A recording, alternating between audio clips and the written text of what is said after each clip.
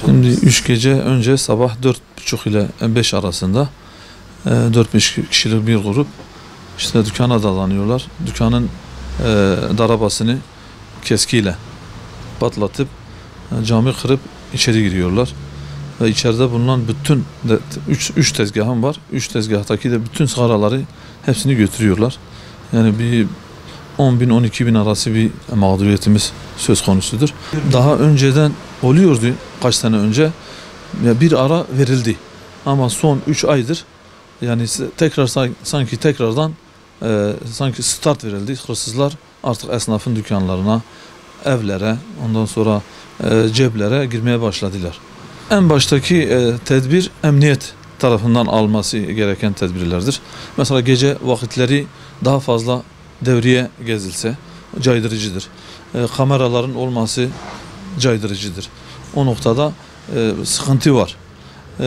Bir diğer husus, bence en önemli husus da gençlerin aile noktasında anne babaların çocuklarının üstünde durması. Mesela bizim çalınan sigaramız çok yüklü meblağda. Bunu götürüp kendi ya anlaşmalı olduğu esnafa ya da normal esnafa. Yani buradan hele Diyarbakır esnafına. Şimdi bu sigara olur, bu cep telefonu olur, bu çay olur, bu ne olursa olsun. Esnafa poşet içerisinde geldiği zaman o esnafın o genci caydırması lazım. Gerekiyorsa onu nasihatle ya da eğer direnirse yakalayıp emniyet güçlerine teslim etmesi lazım ki çünkü çalıntı bir maldır. Sabah 4.30 civarlarında girmişlerdi. Bir plazma TV'm çalınmıştı. Böyle bir miktar paramız vardı. Biraz malzemelerimiz var. Tıraş malzemelerimiz falan vardı.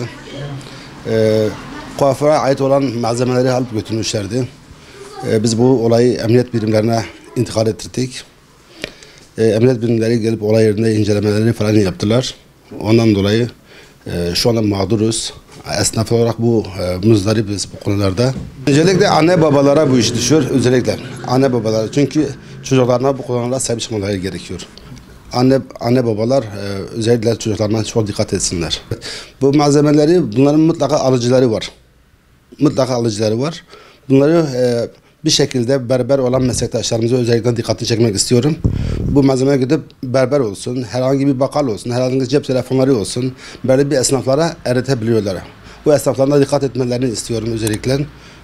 Bu konularda çalıntı malları almasınlar.